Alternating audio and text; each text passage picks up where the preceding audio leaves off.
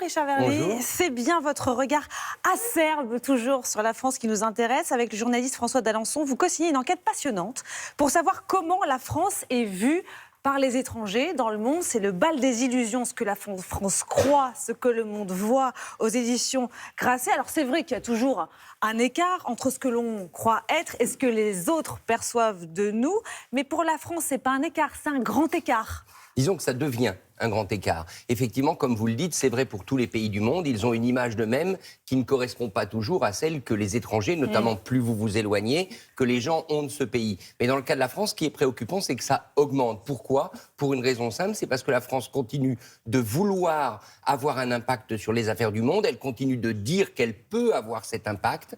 Mais malheureusement, plus vous vous éloignez, plus vous voyez que les gens dans le monde, ils considèrent que la France n'est plus tellement capable de faire ce qu'elle promet. Donc on se voit plus fort que ce qu'on est en réalité. On se voit plus fort et plus influent. Alors il y a des domaines où on reste fort. Vous savez qu'en ce moment, on parle beaucoup de l'arme nucléaire française.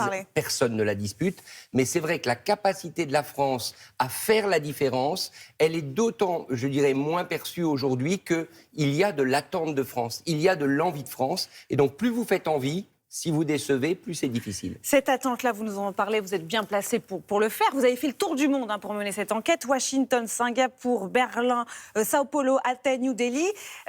France, par exemple, on dit capitale de la mode, de la gastronomie, on parle de l'art de vivre à la française. Est-ce que ça, c'est toujours le cas dans le regard des étrangers ? C'est le cas, mais est-ce que ça se concrétise lorsqu'ils arrivent en France et est-ce que ça se concrétise dans leur pays lorsqu'ils regardent l'action de la France ?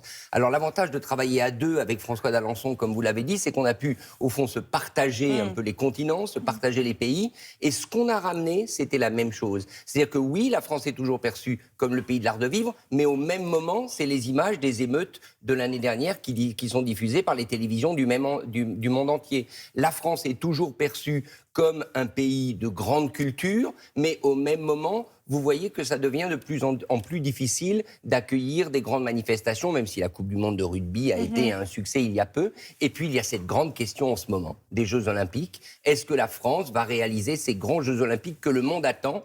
Et pour l'instant, c'est un point d'interrogation. Avant de parler justement des Jeux Olympiques, la France et ses ambitions, justement, les ambitions militaires, par exemple, dans l'ordre mondial, quand Emmanuel Macron prétend, lui, avoir un rôle à jouer, par exemple, dans les conflits internationaux entre la Russie et l'Ukraine, là, je vous vois un peu sourire.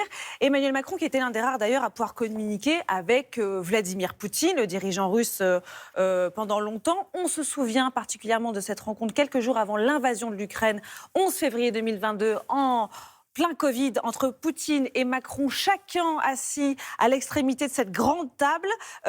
Image que vous mettez en parallèle avec une autre image 2 ans après, celle du président Macron qui pose en boxeur il y a quelques jours. Pourquoi mettre ces deux images en parallèle ? Mais parce qu'elles révèlent d'abord un changement quand même absolu de politique, il faut le dire. Et quand vous prenez un virage aussi serré, vous n'êtes pas sûr que tout le monde va vous suivre. Il y avait des pays qui trouvaient bien qu'Emmanuel Macron essaie de dialoguer avec Vladimir Poutine jusqu'au bout, mais aujourd'hui, c'est le contraire. Il s'affiche en premier opposant. Donc à partir du moment où vous prenez un virage serré comme celui-là, il faut l'assumer. Il faut être capable de suivre. Or, qu'est-ce qu'on constate depuis les déclarations d'Emmanuel Macron sur l'envoi possible de troupes si le conflit l'exigeait ? C'est qu'au niveau européen, quasiment personne n'a embrayé.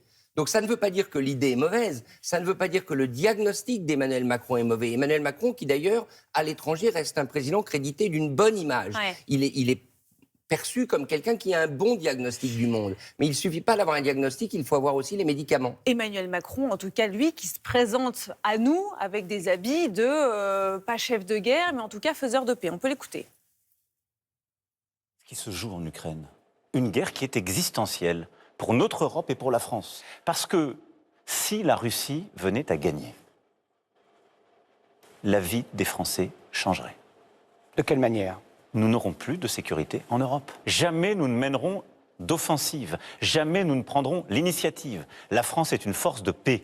Simplement, aujourd'hui, pour avoir la paix en Ukraine, il ne faut pas être faible. On est crédible quand on dit ça, on est une force de paix ?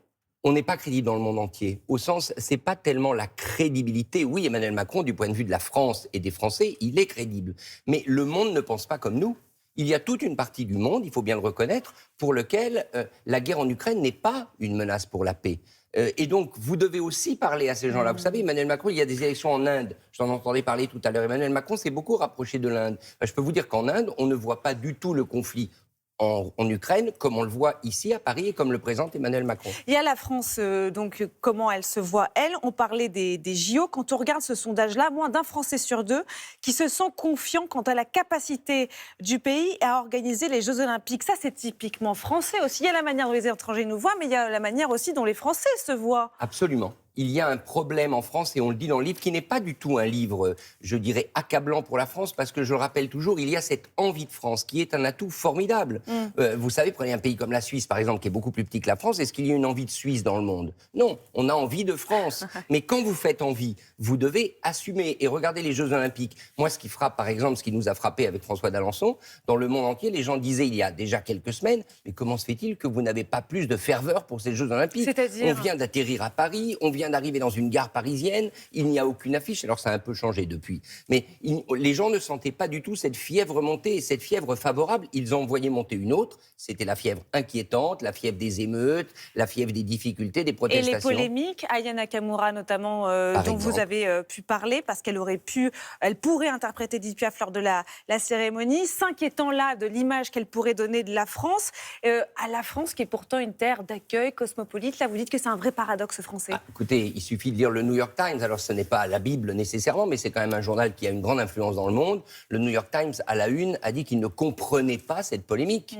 Pourquoi la France ne choisit pas, ou ne choisirait pas, mais c'est pas encore clair, pour la cérémonie d'ouverture, la chanteuse la plus téléchargée dans le monde, la chanteuse francophone. Il y a une contradiction. Soit vous êtes un pays qui veut être attractif, comme le dit Emmanuel Macron, soit vous voulez projeter votre image à l'étranger. Dans ce cas, vous utilisez les instruments que vous avez à votre disposition. Le summum du paradoxe français, d'ailleurs, il est incarné par un autre artiste, justement, c'est Johnny Hallyday. Pourquoi ? Mais parce que Johnny Hallyday a été une vedette formidable, mais qui a passé une grande partie de sa carrière à adapter des standards américains.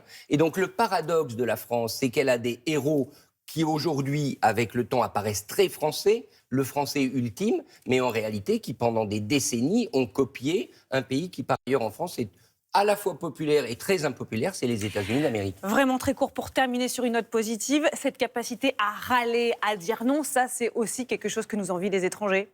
Pas toujours, et de moins en moins. Non, la capacité à dire non, oui. La capacité au niveau international à se positionner entre les États-Unis, la Chine, ça oui. Mais en revanche, le fait que les Français sont des éternels mécontents, que les Français protestent en permanence, ça c'est quand même de moins en moins bien perçu. Parce qu'encore une fois, le monde il est développé aujourd'hui, le monde il a changé. Et ce qu'on attend de la France, ce n'est pas des colères, c'est un message et une envie. Merci beaucoup Richard Verly. Le bal des illusions, ce que la France croit et ce que le monde voit, Voilà. c'est-à-dire... Ça sera bien comme ce que la France croit, ce que le monde voit. Voilà. Merci beaucoup.